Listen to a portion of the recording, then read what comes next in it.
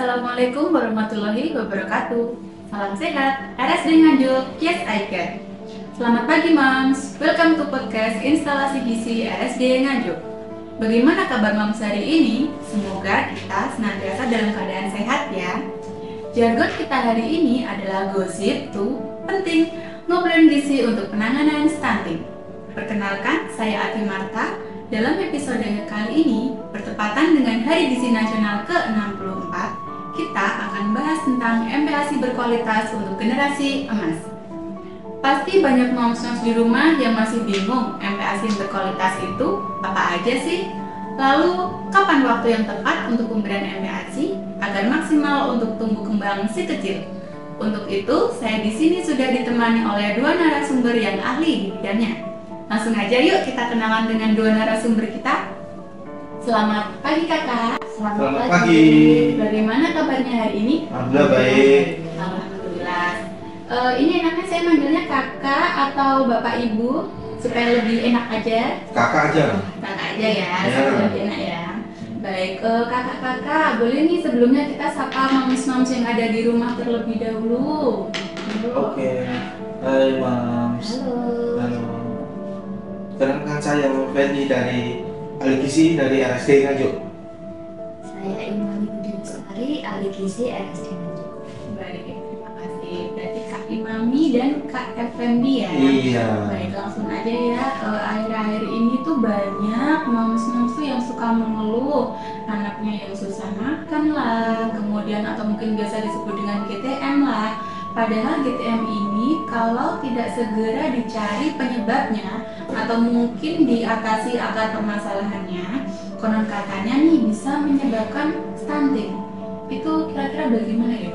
Monggo. Benar sekali. Kita kaji dulu pengertian dari stunting dulu ya.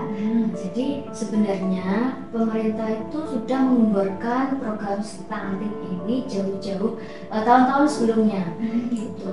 Jadi sekitar prevalensi tahun 2023 di Indonesia itu sekitar 21,6%. Sedangkan pemerintah di tahun ini memberikan target turun menjadi 14%. Nah, kembali lagi ke pengertian stunting. Stunting itu apa? Stunting itu adalah masalah gizi kronis di mana tinggi badan menurut umur anaknya itu di bawah standar atau kurang dari -2 SD pada plot grafik tabel WHO.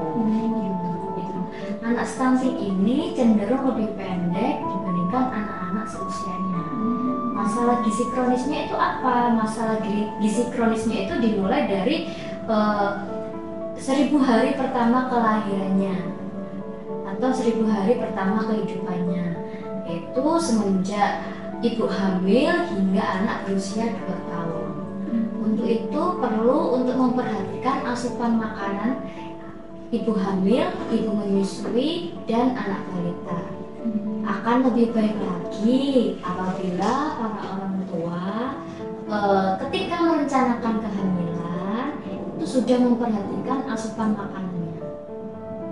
Gitu. Berarti kalau bisa tuh memang sebelum menjadi ibu atau mungkin calon ibu dan calon orang tua ya, agar sedini mungkin untuk mempersiapkan makanan yang berkualitas untuk calon janinnya itu. Kemudian nih untuk bahaya stunting, stunting sendiri ini sebenarnya bahayanya apa aja sih atau mungkin dampaknya itu apa aja? Contoh-contohnya gitu mungkin. Iya. Kalau dampak dari stunting itu kan ada dua ya. Nah, yaitu yang pertama yaitu dampak jangka pendek dan jangka panjang. Kalau dampak jangka pendeknya ada beberapa faktor yang mempengaruhinya, yaitu yang pertama penurunan fisik. Nah, langsung perkembangan otak. Nah, itu pengaruh. Yang kedua yaitu metabolisme tubuh, gangguan metabolisme tubuh. Nah, itu yang terjadi jangka pendeknya. Terus yang yang selanjutnya yaitu yang jangka panjangnya. Menurunnya pertumbuhan secara kognitif, yaitu terhadap prestasi belajar si anak itu. Terus nomor kedua yaitu bisa menimbulkan penyakit degeneratif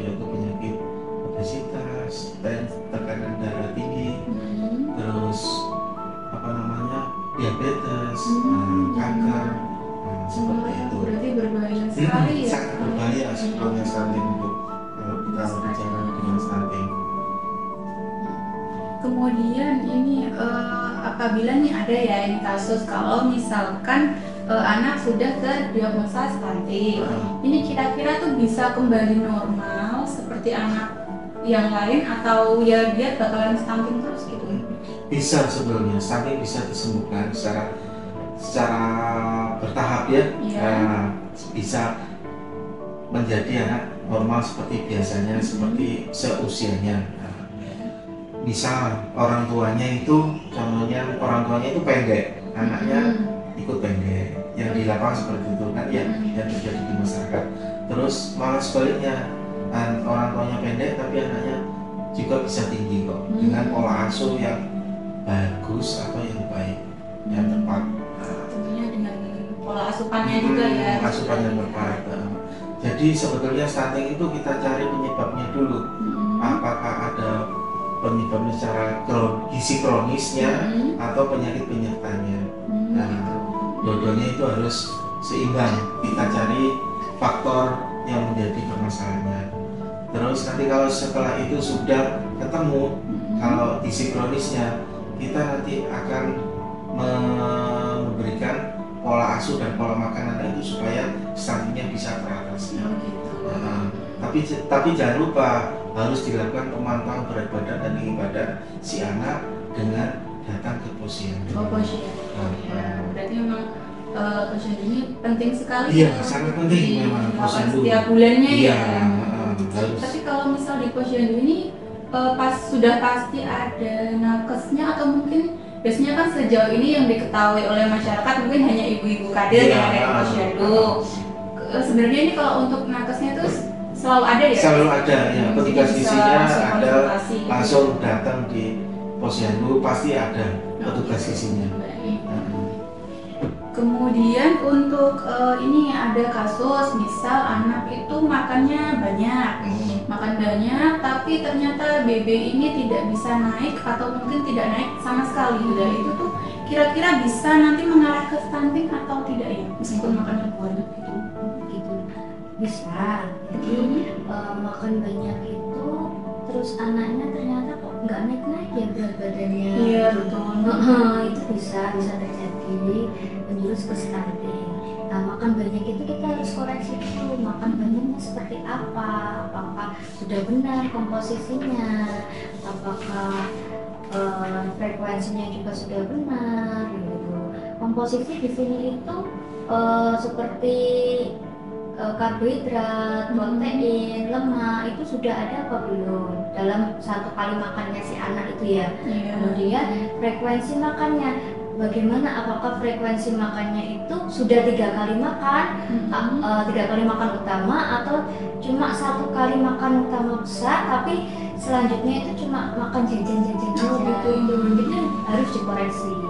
Nah, selain dari pola makan juga tadi sudah disampaikan itu jadi mungkin dari penyakit kronisnya, apakah si anak ini ada penyakit kronis seperti TB paru atau seperti difteri dan lain sebagainya. Jadi harus dikoreksi lebih dulu sebelum kenapa kok berat badan anak itu tidak naik.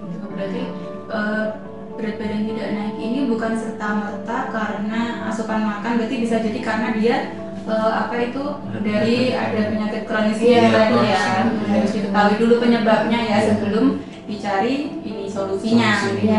Setelah mungkin berat badan anak ini tidak naik minimal 2 bulan berturut-turut, kita itu harus waspada. Kita harus mencari solusinya. Kenapa?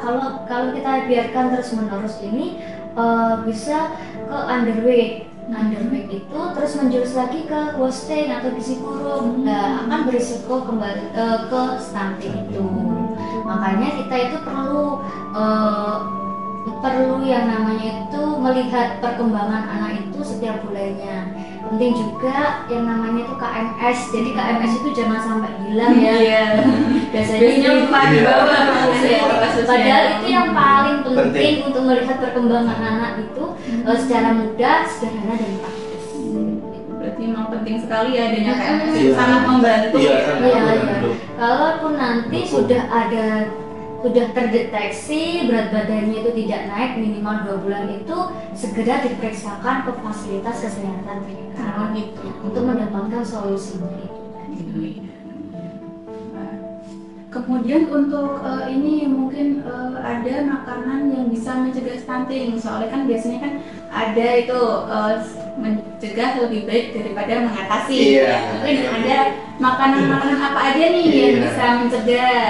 Ya, makanan untuk pencegahan stunting itu sebetulnya yang sumber protein hewani sempurna gitu. itu yang lebih ditekankan.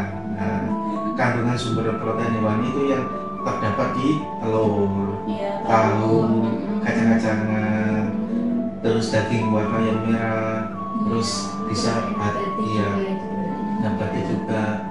Tapi yang perlu ditingkatkan yaitu yang protein hewani yang diutamakan hewani. Ada hati ayam seperti itu. Berarti memang diusahakan setiap kali anak makan itu harus selalu ada proteinnya ya, terutama protein hewani gitu ya. Iya, protein hewani. Iya, kemudian ini mungkin ada ya kayak tips atau mungkin tips and triknya nih buat moms yang ada di rumah biar bisa mengatasi anaknya yang susah makan gitu. Ada bisa di-sharingkan Tips dan trik ya. Ini sebenarnya susah gampang tapi banyak susahnya kayaknya. Kalau di lapangan kayaknya kok susah sekali ya. Diterapkan. Dicoba dulu. Yang pertama itu turunkan ekspektasi orang tua. Jangan selalu beranggapan kalau anak itu pasti akan menghabiskan makanannya. Ada kalanya anak itu menolak makanan yang diberikan orang tuanya. Kalaupun itu terjadi, bisa dicoba besoknya lagi seperti itu. Ulangi terus-menerus 8-9 kali minimal. Jadi kalau anak sudah menolak makanan, misalnya dicobakan ke tempe misalnya, jadi jangan, oh anakku nggak suka tempe nih berarti, jangan gitu. Dicobakan lagi berulang kali supaya anak itu juga suka. Kecuali memang kalau ada alergi ya itu beda lagi. Kalau ada alergi itu memang harus dihentikan ya. Terus sajikan makanan yang bervariasi dan rasa yang berbeda-beda setiap kali dia makan. Perkenalkan kandungan komposisi makanan itu yang terdiri dari karbohidrat, protein, lemak, dan vitamin mineralnya. Kalau karbohidrat itu biasanya kan cuma nasi ya. Nah, itu bisa dicobakan. Sejauh ini cuma nasi. Bisa dicobakan dengan yang lain, misalnya ubi, kentang, atau mungkin jagung seperti itu juga diperbolehkan ya. Kemudian protein tadi sudah dibicarakan kalau protein ini penting untuk mencegah stunting ya kan, terutama protein hewani dan nabati. Kemudian lemaknya jangan lupa, bisa sedikit-sedikit diberikan santan atau menggunakan mentega yang tawar. Gitu. Berarti untuk pengenalan MPASI ini kalau bisa memang harus langsung menu lengkap ya. Hanya misalkan biasanya ada nih yang baru pertama kali MPASI umur 6 bulan tuh ya, misalkan itu mencoba dulu misal katakanlah alpukat. Nah, nyaman tunggal lah itu berarti tidak dianjurkan ya. Tidak dianjurkan, sebaiknya disediakan makanan lengkap. Memang teksturnya itu disesuaikan juga dengan anaknya. Misal kalau anaknya itu masih pertama kali mencoba MPASI, bolehlah diberikan tekstur yang lebih lembut. Nanti seiring bertambahnya usia diberikan tekstur yang agak kasar. Terus upayakan jangan ada distraksi di sini itu biasanya makan sambil nonton TV, main gadget. Iya, itu biasanya makanan nanti pokok itu ya. Iya. Biasanya itu bisa memecah konsentrasi anak. Makan sambil nonton TV, makan sambil main itu bisa memecah konsentrasi si anak.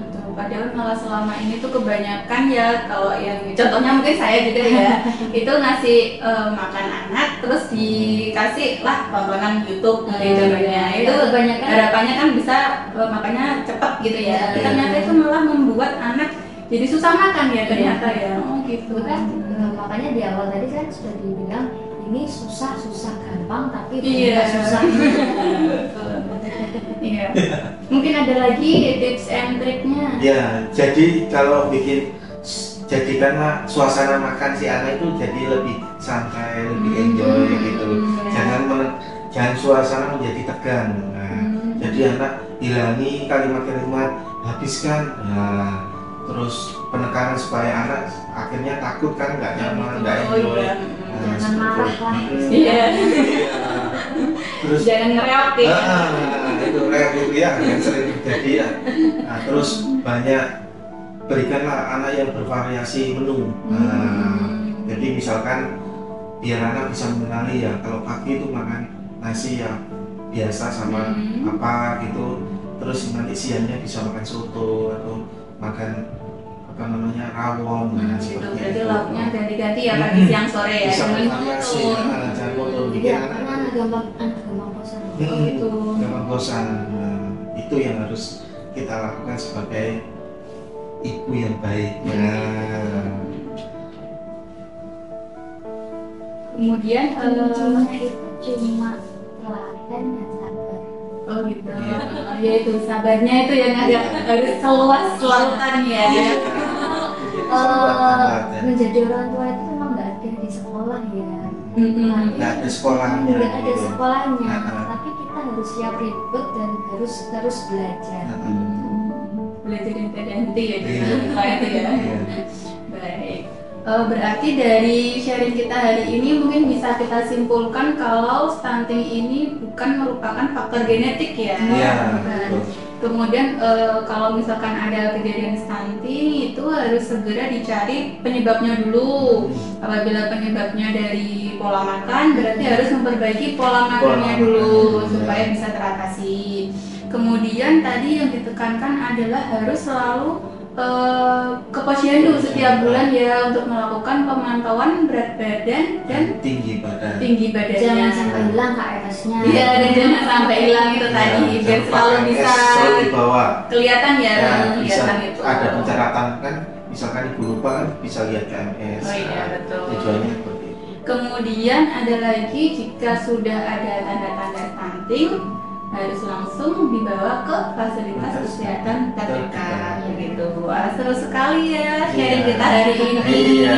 Terima kasih Kakak Effendi dan Iya, Kakak Imami. sama-sama. Jangan bosen-bosen untuk Oh, sharing-sharing tidak. lagi di lain kesempatan Iya. ya.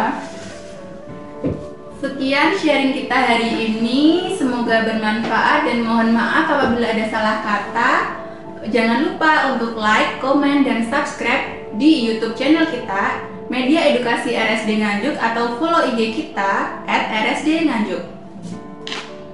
Kami, ahli gizi Rumah Sakit Daerah Nganjuk mengucapkan Selamat Hari Gizi Nasional ke-64 MPASI Karya Protein Hewani Cegah Stunting. Wassalamualaikum warahmatullahi wabarakatuh. RSD Nganjuk. Yes, I can.